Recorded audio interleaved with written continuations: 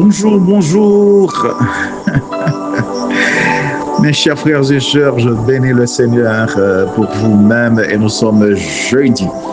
Nous sommes jeudi 26 mars et nous bénissons le Seigneur de l'opportunité qu'il nous accorde d'être ensemble ce matin pour continuer à parler de l'ordre et de l'excellence comme moyen de préparation de ses capacités. Tu sais, c'est une capacité.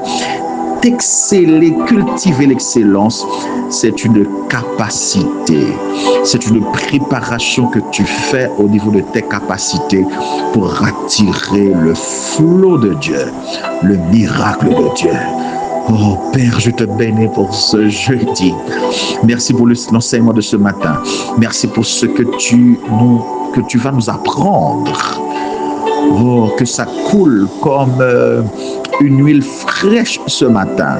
Bénis l'enseignement de ce matin. Bénis ceux qui vont recevoir. Impact. Que ton enseignement impacte, influence pour que même à leur tour puissent impacter et influencer. Nous comptons sur ta grâce en cette matinée dans le nom suprême de Jésus-Christ. Amen. Frères, sœurs, ce matin, nous allons parler de la vision d'excellence. La vision d'excellence. Dans Daniel chapitre 6, verset 4, la Bible informe. Regardez. Il dit Daniel surpassait les chefs et les satrapes parce qu'il avait en lui un esprit supérieur. Qu'est-ce que tu fais de l'esprit supérieur qui est en toi? Est-ce que tu reconnais que tu as un esprit supérieur? Ce que tu ne reconnais pas, tu ne pourras pas le manifester. Beaucoup d'enfants de Dieu ne se manifestent pas et que le monde ne puisse pas voir la gloire de Dieu comme il a été le cas de Daniel à Babylone. C'est parce qu'on ne reconnaît pas cet esprit supérieur qui nous habite. Et nous nous contentons de faire les choses vaille que vaille. Seigneur, fais-nous grâce. Nous nous contentons de faire les choses à demi-mesure. Et même avec médiocrité sous prétexte que nous laisserons la terre pour aller au ciel. Oh, prends la terre, c'est ce que nous chantons, prends la terre avec toutes les richesses et les biens, donne-moi seulement Jésus. Qu'est-ce que ça veut dire?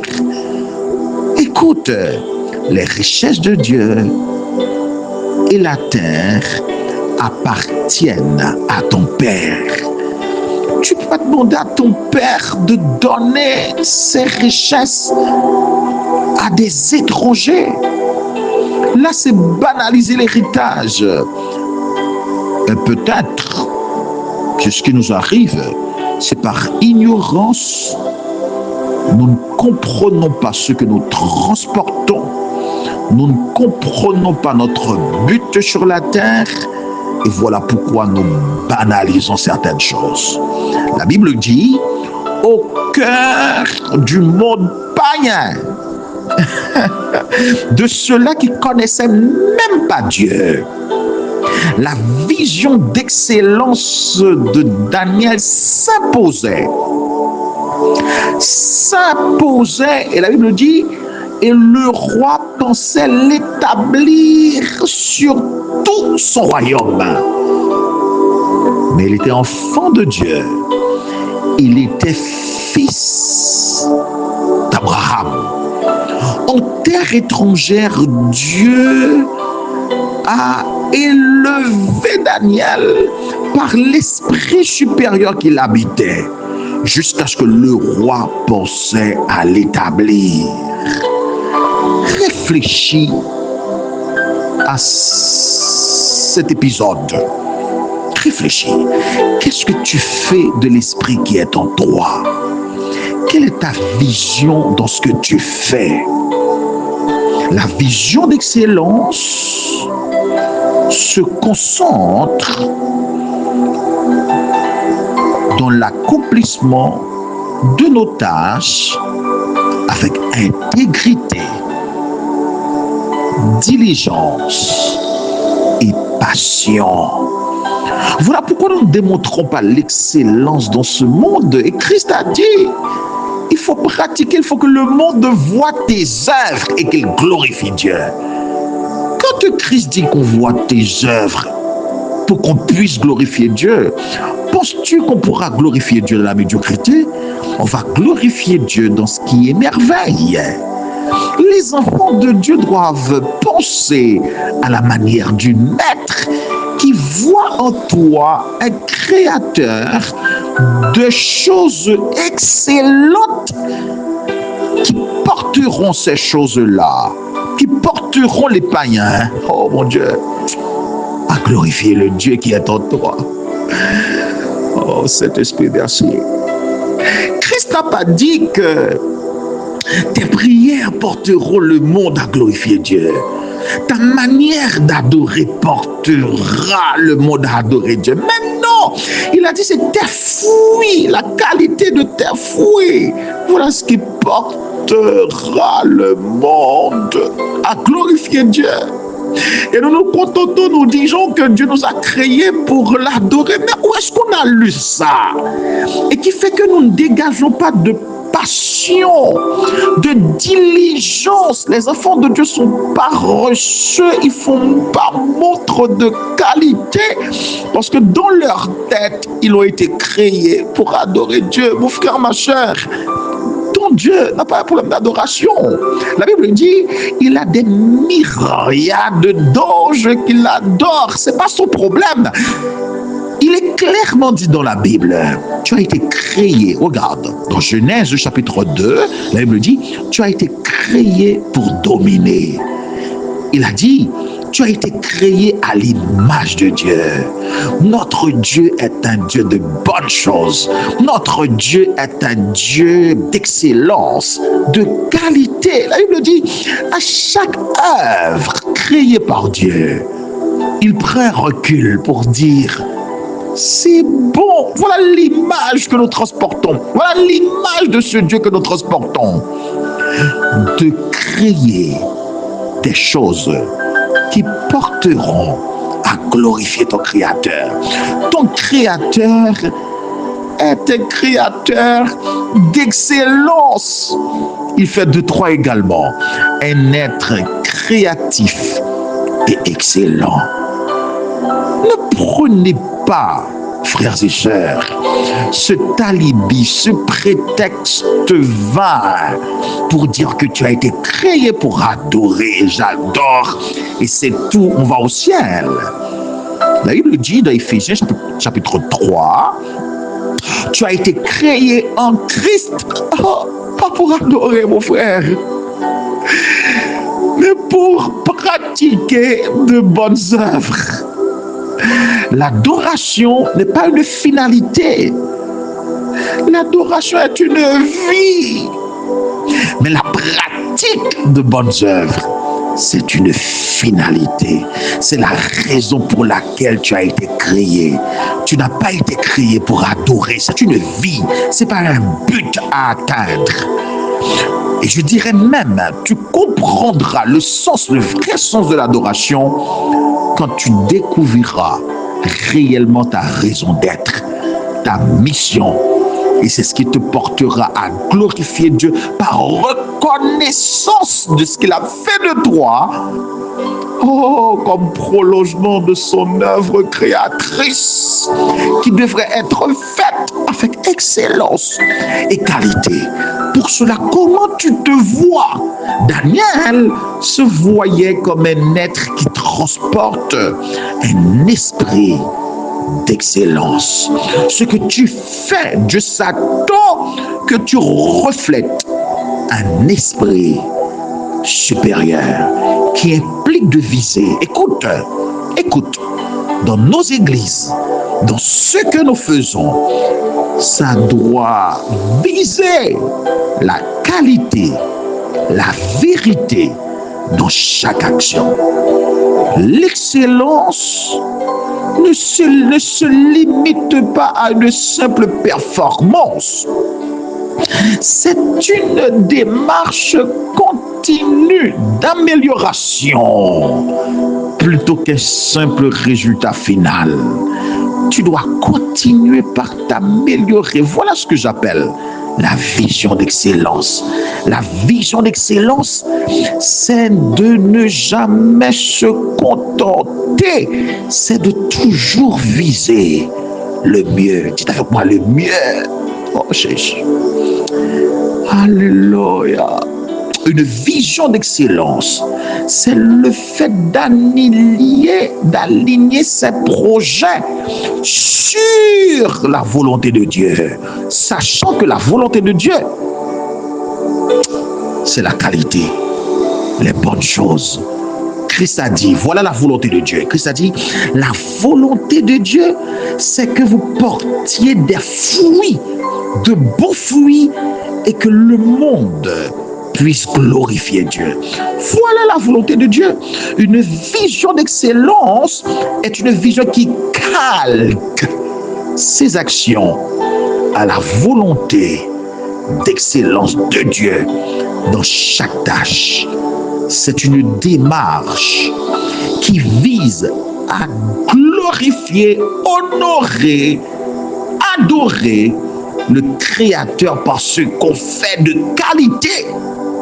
Alléluia.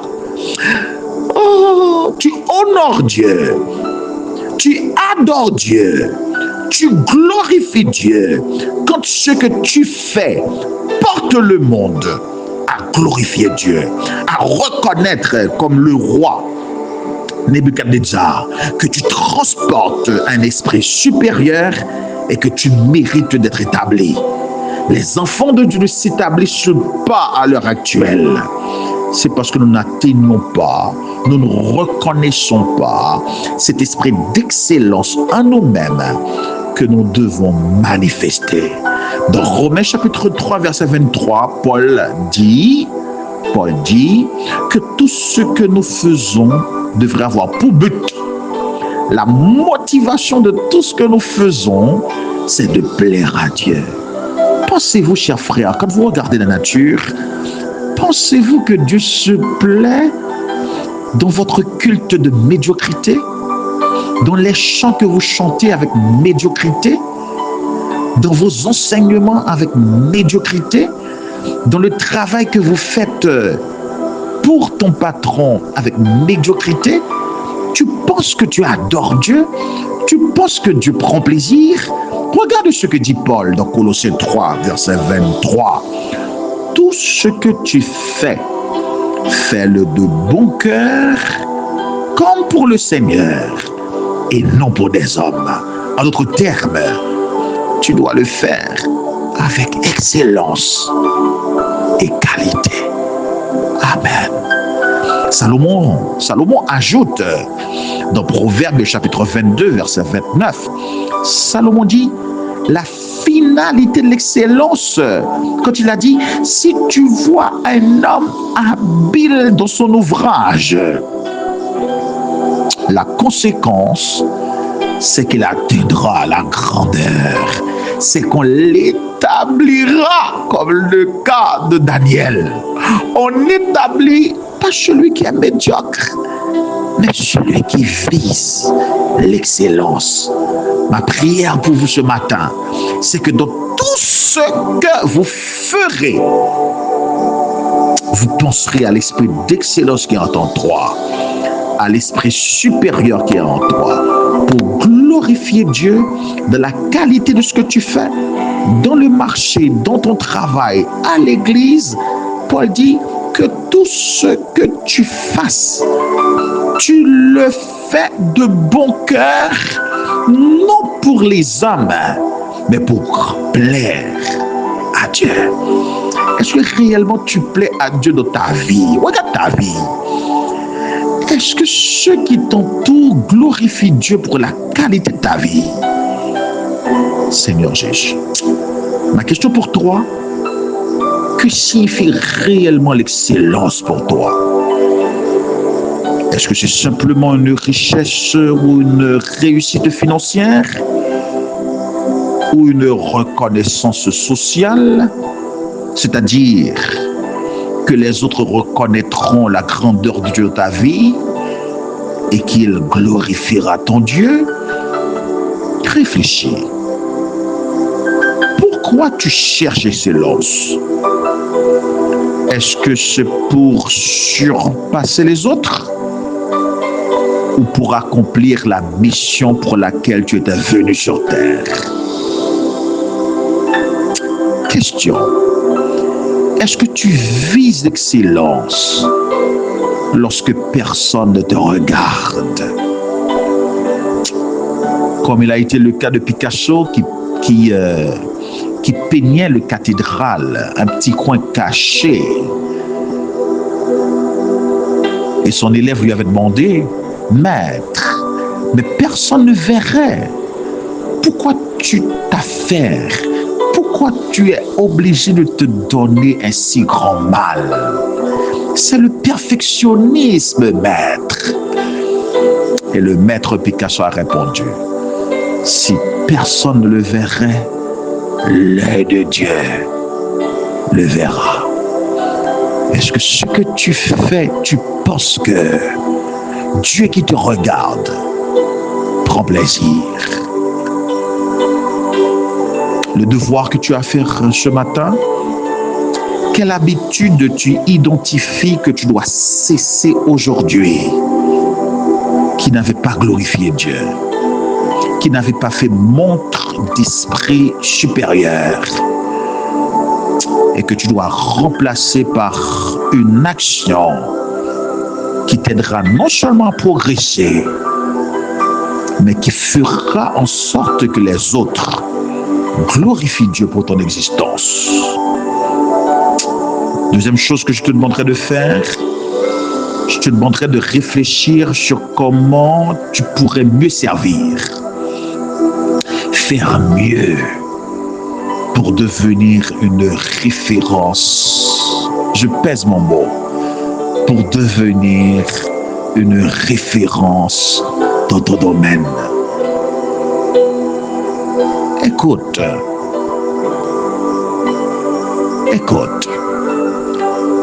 Réfléchis sur comment tu peux transformer tes erreurs passées en tremplin, en moyen pour une meilleure qualité de travail. Amen. Amen.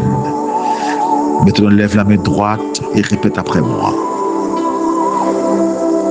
Je déclare et décrète, je ne possède plus un esprit de servitude, de peur et de médiocrité, mais un esprit d'adoption, d'excellence qui m'appelle à la distinction et à la gloire de Dieu. Mais mettez la main sur le cœur et déclare avec moi, dites avec moi, Père Saint, je te remercie pour les dons et les talents que tu as placés en moi. Je t'en prie, Père, ouvre mes yeux, élargis ma vision pour que je vois les choses, pour que je fasse ce que je fais comme toi, afin de percevoir les opportunités d'excellence là où d'autres ne voient que des obstacles. Au nom de Jésus, dites avec moi Amen, Amen et Amen. Dieu te bénisse et passe un très bon jeudi. Amen.